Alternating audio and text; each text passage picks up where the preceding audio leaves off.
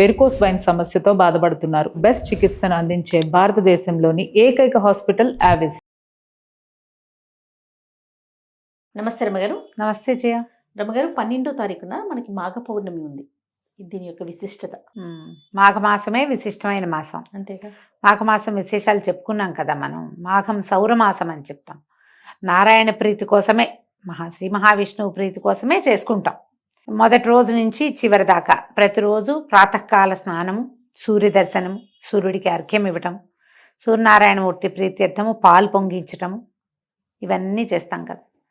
స్నానం చాలా ముఖ్యమైనదిగా చెప్పుకుంటాం కదా. ప్రాతకాల స్నానం, సూర్యోదయానికి 1 నిమిషం ముందు స్నానం చేయటం, ఉదయించిన సూర్యబింబానికి నమస్కారం చేయటం. అయితే ఈ మాఘ పౌర్ణమి కూడా చాలా విశేషమైన రోజుగా చెప్తారు. మహామాఘి అంటారు. మామూలుగా మనకి ప్రతి పౌర్ణమి విశేషమే. పౌర్ణమి నాడు ప్రత్యేకంగా స్నానం చేయటము, అర్చన చేసుకోవటము, లక్ష్మీనారాయణలైనా అర్చించాలి, శివారాధన అయినా, సత్యనారాయణ వ్రతాలు చేసుకోవటాలు, ఇవి మనం ప్రఖ్యాతంగా వింటాం కదా. అయితే ఈ మాఘంలో ఈ పౌర్ణమి నాడు సముద్ర స్నానం చాలా విశేషంగా చెప్తారు చేయ. మామూలుగా మనకి సముద్ర స్నానం తెలుసు, కార్తీక పౌర్ణమికి చేస్తాం కదా. దానికి ప్రత్యేకంగా ఉంది. ఆకామావై అంటారు. ఆకామ అంటే ఆషాఢ పౌర్ణమి, కార్తీక పౌర్ణమి, మాఘ పౌర్ణమి, వైశాఖ పౌర్ణమి. ఈ 4 పౌర్ణములు సముద్ర స్నానానికి చాలా విశేషమైనవి, చాలా విశేషం. వాట్లల్లో మహామాఘి మరీ విశేషం. హైదరాబాద్ వాసులకి సముద్రం లేదు, మనం ఏం చేయాలి? మనకు వెంటనే డౌట్స్, మనకు సముద్రం లేదు కదండి అంటే వెళ్ళాలి. ఎక్కడికైనా వెళ్ళలేము, కనీసం ఇంట్లో అయినా పొద్దున్నే స్నానం చేయండి, నదీ స్నానం చేయొచ్చు. సముద్రము చాలా విశేషంగా చెప్పబడుతుంది ఇక్కడ. మామూలుగానే మనం ఒక వాక్యం చెప్పుకుంటాం, నదీనాం సాగరోగతి అని.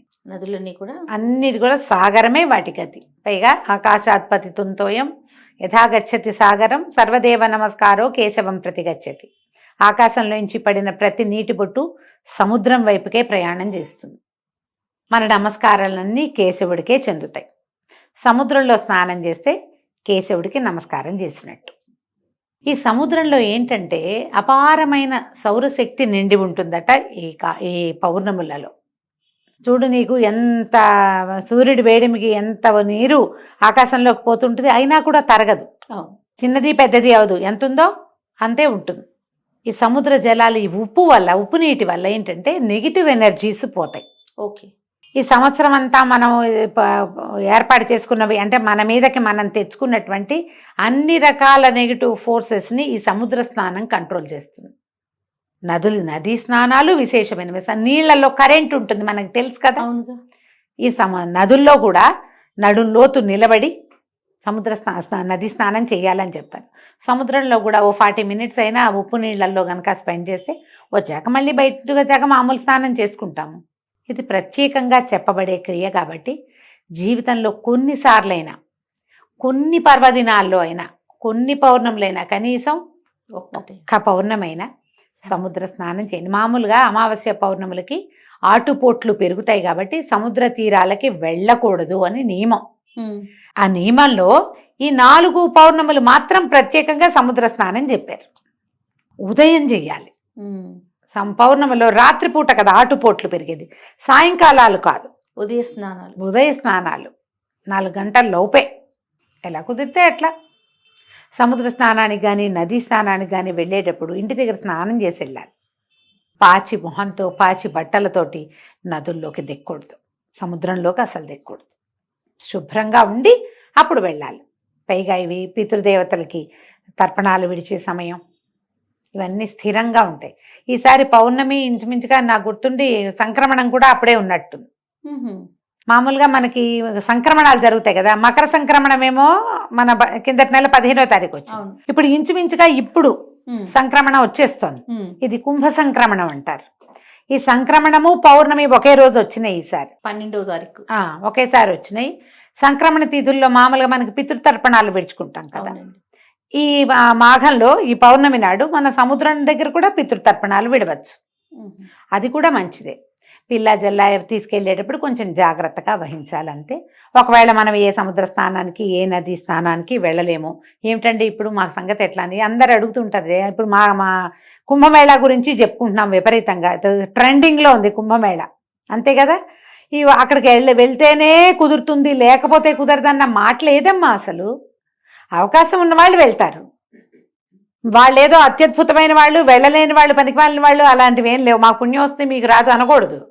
ఇక్కడ కూడా మనకు అవకాశం ఉంది, మనం ఇక్కడ చేయొచ్చు. మనం ఎక్కడ పుష్కర స్నానం చేసినా, ఎక్కడ నదీ స్నానం చేసినా మనకి పుణ్యమే లభిస్తుంది. అక్కడికి వెళ్తే అమోఘ పుణ్యం. అవకాశం ఉంటే వెళ్తాము, లేకపోతే దండం పెట్టి ఊరుకుంటాం. ఇప్పుడు మనకు సముద్రం లేదు, నది లేదు అంటే ఇంట్లోనే పొద్దున్నే స్నానం చేయండి. పెద్దవాళ్ళు ఎవరైనా ముందు తర్పణాలు విడిచే పద్ధతులు ఉంటే తర్పణని విడుచుకోండి. ఏదైనా దానం చెయ్యండి. పౌర్ణమి నాడు, మాఘ పౌర్ణమి, కంబళ్ళు, వస్త్రాలు, చెప్పులు, గొడుగు, తిలలు, నెయ్యి నిండుగా, తిలాలు నిండుగా ఉన్నటువంటి చెంబు, ఏదైనా ఒక వస్తువు, పాత్ర, అంటేనే మంచి నీళ్ళ పాత్ర, అవి కూడా దానం చేయొచ్చు. ఏది కుదిరితే అది. బంగారం దానం చేయొచ్చు, అన్నదానం చేసుకోవచ్చు. ఏమి చేసినా అద్భుతమైన ఫలితం లభిస్తుంది. మీరు మామూలుగా ఎప్పుడు చేసినా దానం మంచిది. పర్వదినాలలో చేస్తే ప్లస్, మరి మంచి. పర్వదినాల్లో ఏవి చేయాలని చెప్పబడిందో అవి చేస్తే ఇంకా ప్లస్. వేసుకోండి కొన్ని ప్లస్సులు అవకాశం ఉన్నప్పుడు, అంతే. ఈ మాఘ పౌర్ణమి రోజున దానం చేసుకోవచ్చు. పగలు ఉపవసించి సాయంకాలం భోజనం చేస్తే మంచిది అవకాశం ఉంటే. సాయంకాలం పౌర్ణమి చంద్రుడు కనపడ్డాక చంద్రుడిలో భావన చేసి లక్ష్మీ స్తోత్రం కానీ లలితా స్తోత్రం కానీ చేసుకోవచ్చు. లక్ష్మీనారాయణులని ఇద్దరిని భావించి సత్యనారాయణ వ్రతం చేసుకోవచ్చు. మీ అవకాశాన్ని బట్టి దండం పెట్టుకోవచ్చు. గట్టిగా పూర్ణబింబానికి ఎదురుగుండా నిలబడి ఒక్క శ్లోకం చెప్పుకుని, ఏదైనా విష్ణు సంబంధమైందో, లక్ష్మీ సంబంధమైందో, దేవీ సంబంధమైందో చెప్పుకుని నమస్కారం చేసుకోండి. బ్రాహ్మణులకి దానం చేస్తే అత్యుత్తమమైన ఫలితం ఇస్తుందని చెప్తారు. అవకాశం ఉంటే చేయండి. ఎవరికి అవసరమో నీడీ పీపుల్ వాళ్ళకి చేయండి, అది కూడా అత్యద్భుతమైన ఫలితాన్ని ఇస్తుంది. ఎవరికైనా ఏమైనా ఇవ్వచ్చు కదా. ఇలా పర్వదినాలలో పాత విధానం చేయబోకండి.